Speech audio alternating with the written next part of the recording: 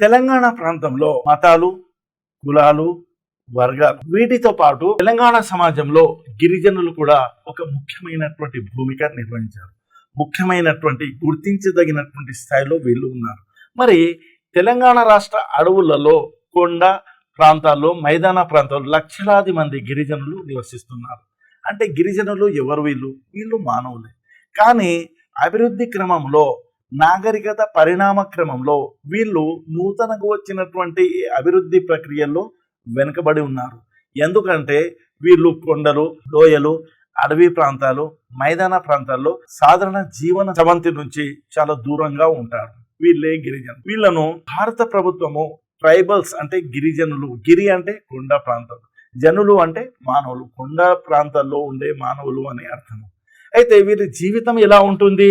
వీరికి అంటే వీళ్ళు సాధారణ జీవన స్రవంతి నుంచి, ఈ అభివృద్ధి ప్రక్రియ నుంచి, నూతనంగా వచ్చినటువంటి మార్పుల నుంచి అల్లంత దూరంలో ఉండి ప్రశాంతమైనటువంటి జీవితాన్ని గడుపుతూ వీళ్ళు ప్రకృతితో మమేకమై, ప్రకృతే తమ జీవితము, తామే ప్రకృతి యొక్క పిల్లలము అంటే బిడ్డలము అనే భావనతో జీవిస్తూ ఉంటారు. వీళ్ళ జీవితం ఎలా ఉంటుందంటే కుట్రలు, కుతంత్రాలు, ఈ ఆశ, పడి ఆశలు, ఈ పేరాశలు కాకుండా వాళ్ళ జీవితము తాము జీవించడానికి అవసరాలు తీర్చితే చాలు అనే ఒక భావనతో ఉంటారు. వీరి జీవితము మానవ పరిణామ క్రమంలో మొదటి దశలో ఎలా ఉండిందో ఆ విధంగానే ఉంటుంది. కానీ ప్రస్తుతము ఈ అభివృద్ధి ప్రక్రియలో వచ్చినటువంటి మార్పులతో కూడినటువంటి సంస్కృతి ఈ గిరిజనులకు సంపర్కం కావడం వల్ల వీరి జీవితంలో ఎన్నో మార్పులు వస్తున్నాయి. ఆ మార్పుల ఫలితంగా వీళ్ళ యొక్క జీవితాలు ఒడిదుడుకులకు గురి అవుతున్నాయి. అయితే మరి వీరి గిరిజనులు అంటే వీరి ఆర్థిక విధానము, సాంస్కృతిక విధానము, సామాజిక విధానము, రాజకీయ విధానము, వీరి యొక్క నమ్మకాలు, వీరి యొక్క కళలు, వీరి యొక్క సంస్థలు ఎలా ఉంటాయి అంటే సాధారణ ప్రజలు, సాధారణ జీవన స్రవంతిలో జీవిస్తున్నటువంటి మైదాన ప్రాంత ప్రజలు అంటే గ్రామీణ ప్రజలు కానివ్వండి, పట్టణ ప్రజలు కానివ్వండి, లేకుంటే మహానగరాల్లో నివసించే ప్రజలు కానివ్వండి, కానీ వీళ్ళ జీవితాలు వారికి భిన్నంగా ఉంటాయి. దీన్ని మనము పరిశీలించినప్పుడు మనకేమర్థం అవుతుందంటే వీరికి ప్రత్యేక భాష ఉంటుంది. ఈ భాష వీళ్ళ యొక్క పూర్వుల నుంచి ఇప్పటి వరకు ఏ మార్పులు కాకుండా వీళ్ళకు ఒక ప్రత్యేక భాష ఉంటుంది. ఈ భాషకు సాధారణంగా లిపి ఉండదు, లిపి లేని భాష ఉంటుంది ఒకటి. రెండవది జీవన విధానం. వీరి జీవన విధానము సాధారణమైనటువంటి జీవన విధానము, తమ అవసరాలు తీర్చుకోగల అనే ఒక కోరికతో కూడినటువంటి భావనతో కూడినటువంటి జీవన విధానం ఉంటుంది. వీరికి ముందు చూపు, ఇంకా తమకు భవిష్యత్తులో కావలసినటువంటి వనరులను సమకూర్చుకోవాలనే భావన ఉండదు. వాళ్ళ జీవన విధానము ఎలా ఉంటుందంటే చాలా సరళంగా ఉంటుంది. ఇక వస్త్రధారణ, వీరి వస్త్రధారణ సాంప్రదాయకమైనటువంటి వస్త్రధారణ ఉంటుంది. ఈ వస్త్రధారణలో తరచుగా ఏ విధమైనటువంటి మార్పులు కాకుండా ఈ వస్త్రధారణ ఇది తరతరాలుగా కొనసాగుతూ వస్తుంది.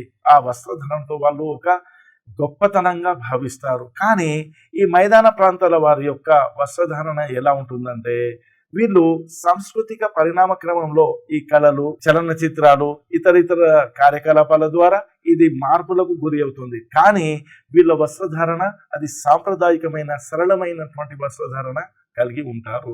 ఇక ఆహారపు అలవాట్లు ఎలా ఉంటాయంటే ప్రకృతి నుంచి లభించినటువంటి ఆహారాన్ని, దాన్ని ఏ విధమైనటువంటి మార్పులు లేకుండా వాళ్ళు చాలా మట్టికి ప్రత్యక్షంగా తీసుకోవడం జరుగుతుంది. కానీ ప్రస్తుత పరిస్థితుల్లో వస్తున్నటువంటి ఈ సాంస్కృతిక సంపర్కం వలన వీరి ఆహారపు అలవాట్లు, సాంప్రదాయకమైనటువంటి ఆహారపు అలవాట్లు మారుతూ ఉన్నాయి. కానీ వీళ్ళ యొక్క ఆహారపు అలవాట్లు ఆరోగ్యకరమైనటువంటి సరళమైనటువంటి ఆహారపు అలవాట్లు ఉంటాయి. ఇవి ప్రకృతి నుంచి ప్రత్యక్షంగా లభిస్తూ ఉంటాయి. ఇక సాంప్రదాయాలు, వీళ్ళకు సాంప్రదాయాలు ఎలా ఉంటాయి అంటే వీళ్ళు ప్రకృతితో ప్రత్యక్షంగా మమేకమై ఉంటారు కాబట్టి ఆ సాంప్రదాయాలు కూడా ఆ విధంగానే ఉంటాయి. వీరి సాంప్రదాయాలకు పునాది అయినటువంటి ప్రకృతితో కూడినటువంటి సాంప్రదాయాలు ఉంటాయి. ఈ సాంప్రదాయాలను వీళ్ళు తూచా తప్పకుండా పాటిస్తారు. ఈ సాంప్రదాయాలు అయితే ఎవరైతే ఉల్లంఘిస్తారో వాళ్ళను శిక్షిస్తారు. ఎందుకు అంటే వీళ్ళు ప్రకృతి దేవతలకు ఎప్పుడు ఎలా ఉంటారంటే ఒక నమ్మకాన్ని కలిగి ఉండి ఎప్పుడు కృతజ్ఞతా భావంతో ఉంటారు. ఆ సాంప్రదాయాలను ఎవరైతే ఉల్లంఘిస్తారో ప్రకృతి మాత వీళ్ళ పైన కన్ను ఎర్ర చేస్తుందనే ఒక భయం భావంతో కలిగి ఉంటారు. కాబట్టి వీళ్ళ సాంప్రదాయాలు చాలా సరళమైనటువంటి విశ్వసనీయమైనటువంటి సాంప్రదాయాలు. ఆ సాంప్రదాయాలు ప్రకృతితో మమేకమైనటువంటి సాంప్రదాయాలు ఉంటాయి. ఆచారాలు, వీళ్ళు కొన్ని ఆచారాలు పాటిస్తారు. అంటే వీరి యొక్క పుట్టుక ఏంది, వీళ్ళ మూల పురుషుడు ఏంది, ఆ మూల పురుషుడికి ఎలా విశ్వాసపరంగా ఉండాలా, స్త్రీ పట్ల ఎట్లా గౌరవం ఉండాలా, పురుషులు అంటే ఎవరు, ఎవరు ఏ ఏ పనులు చేయాలా, మరి పుట్టుక ఏంటిది, పుట్టుక, పెళ్లిళ్ళు, వాళ్ళ యొక్క జీవితము, వాళ్ళ యొక్క చావు, ఏ సందర్భంలో ఎటువంటి ఆచారాలు పాటించాలా, వీళ్ళు చేసే వేటకు వెళ్లే ముందు ఏ ఆచారాన్ని పాటించాలంటే ఏ పూజా పునస్కారాలను పాటించాలా, వేట ఆడిన తర్వాత దేవుణ్ణి ఎలా సమర్పించాలా, ఏ దేవుడు వేటకు అధిపతిగా ఉంటాడు, ఏ దేవుడు వీళ్ళ జీవితానికి అధిపతిగా ఉంటాడు, ఏ దేవుడు ఆహార సేకరణప్పుడు సహకరిస్తాడు, దేవతలు అంటే ఎవరు, దేవుళ్ళు అంటే ఎవరు, పురుష దేవతలు ఎవరు, స్త్రీ దేవతలు ఎవరు, వారి పట్ల ఎలా విశ్వాసపాత్రంగా ఉండాలా అనే ఒక స్పష్టమైనటువంటి నమ్మకాన్ని కలిగి ఉంటారు. వీరి యొక్క పెద్ద చెప్పినట్టు వీళ్ళు ప్రతి ఒక్కరూ వింటారు. పురుషులు ఏ పని చేయాలా, స్త్రీలు ఏ పని చేయాలా, స్త్రీలకు కొన్ని బయాలజికల్ నీడ్స్ ఉంటాయి, జీవశాస్త్రపరమైనటువంటి నీడ్స్ ఉంటాయి, అవసరాలు ఉంటాయి. ఆ సందర్భంలో స్త్రీలను ఎలా చూడాలా, స్త్రీలు పెద్దవాళ్ళను ఎలా చూడాలా, చిన్న పిల్లలను ఎలా చూడాలా, వారి పట్ల మనం ఎటువంటి విశ్వాసాలు కలిగి ఉండాలా, ఏ విధమైనటువంటి గౌరవ భావాలు కలిగి ఉండాలనేవి ఈ ఆచారాలు. మరి సంస్కృతి అంటే ఇది సంస్కృతిలో అంటే మనిషి సమాజంలో ఒక సంస్కృతి ఉంటుంది. సంస్కృతి అంటే ఏంది, ఈ అన్ని అంశాలు ఆ ఒక సంస్కృతిలో వస్తాయి. ఏ అంశాలను పాటించాలా, ఏ అంశాలను పాటించకూడదు, ఏ దాని పట్ల మనం విశ్వాసం కలిగి ఉండాలా, ఏ దాని పట్ల విశ్వాసం కలిగి ఉండకూడదు, ఎటువంటి ఆచారాలు ఏ సందర్భంలో పాటించాలా, ఏ నమ్మకాలను కలిగి ఉండాలా, ఇతర వీరికి మన సమాజానికి అంటే గిరిజనులు మొత్తం ఒకే సమాజం కాదు, గిరిజనులు మరి ఎన్నో సమాజాలు ఉన్నాయి, ఉప సమాజాలు ఉన్నాయి. వారిలో వారికి వైషమ్యాలు ఎలా దూరం చేసుకోవాలా, ఏ సంబంధాలు కలిగి ఉండాలా, ఈ అన్ని అంశాలు సంస్కృతిలో భాగంగా వస్తాయి. కాబట్టి వీళ్ళు ఒక ప్రత్యేకమైనటువంటి జీవితాన్ని కలిగి ఉంటారు.